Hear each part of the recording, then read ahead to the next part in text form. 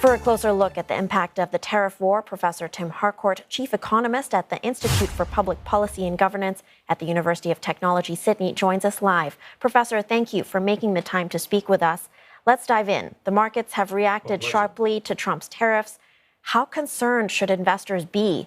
Could this cause a bigger crash in global markets? Yeah, well, here we go again. We've seen this movie before, but it seems to be a bit more widespread. I think there's two things to remember. One is that we did know about the proposed tariffs against Chinese imports, and in fact, in the campaign, it was 60%, not 10%, so it's actually lower. But the surprise, perhaps, is with Mexico and Canada, given that they are, long-standing trading partners with the US. So I suggest they're more to do with fentanyl and immigration, sort of non-economic ends. But still, there'll be a little bit more to play with respect to Mexico and Canada on this, particularly at the rates that they've been imposed. Mr. Trump has said the tariffs could cause some pain for Americans. What do you read into this? Could the short-term political gains outweigh the long-term economic costs? Well, the great British economist Joan Robinson used to say imposing tariffs was like putting rocks in your own harbour. So he's right, there will be pain for American workers and American consumers and farmers. It depends to what extent we see significant retaliation. We've seen signs of that already from Canada and indeed from Mexico.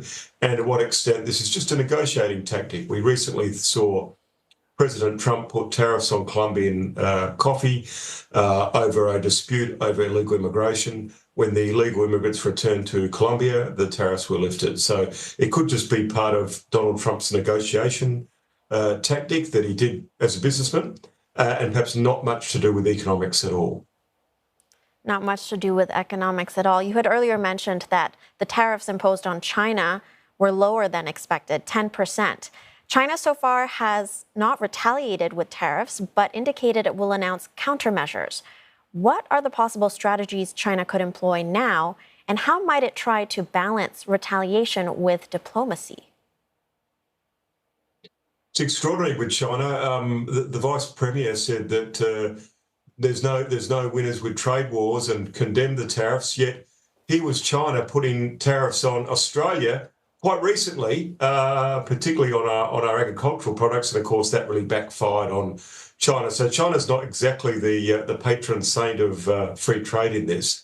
But I think for the most part, China will use other measures, whether it be to do with intellectual property or foreign investment restrictions or other means to get its way in the international trading system, as it has been doing with respect to national security in the South China Sea. I think one of the reasons for the frustration with China, not just from the US, but from other countries, is the way in which they engage in the international economy and the international economic institutions. So I think to some degree, while some people will condemn the American tariffs on China, some people, particularly in Europe, would just quietly be quite pleased it's happening. China and Canada say they're planning to legally challenge the tariffs with the WTO. Is this significant? What are the possible outcomes from this?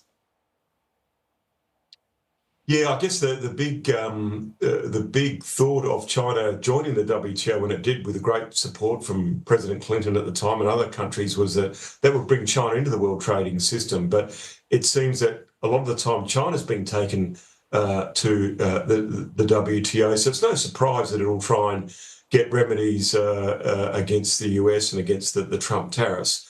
But I think there is a fear, that in some ways international institutions like the WTO and the World Health Organization have been undermined by China for some time, as well as now potentially being undermined by the Trump presidency. And he's made it quite clear that he's not very happy with international institutions, including the WTO and the WHO, as well as the Paris Climate Accords and so on. So it is an unsteady time for international institutions being undermined by very strong superpowers. And for small nations like Australia and middle powers, we really want very stable international institutions like the World Trade Organization.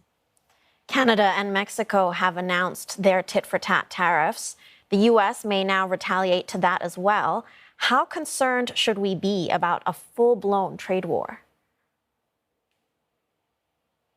So far, it's really contained to the sort of North American continent, and a lot of that's to do with fentanyl and immigration. For countries like Singapore and Australia or Japan, we don't have any land borders with the US, so we're probably unlikely to be affected in the same way.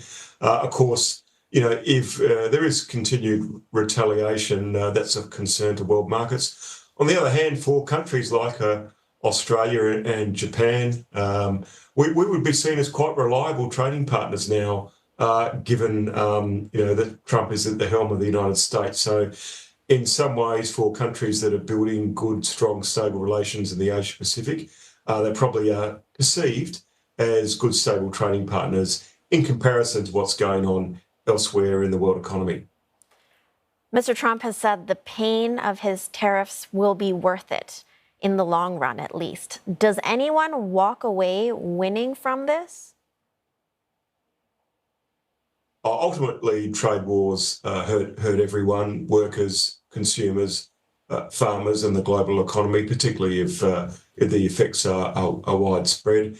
If it's a short-term negotiating tactic, well and good, but in some way some damage will be done. Even the demonstration effect that people can now use tariffs as a weapon for geopolitical ends. If the US can do that, obviously other countries are going to do it too.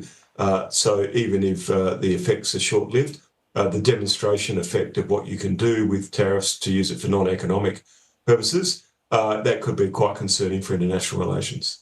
I guess we'll have to see how this all plays out. Thank you, Professor, for sharing your insights with us. We were speaking to Professor Tim Harcourt, Chief Economist at the Institute for Public Policy and Governance at the University of Technology, Sydney.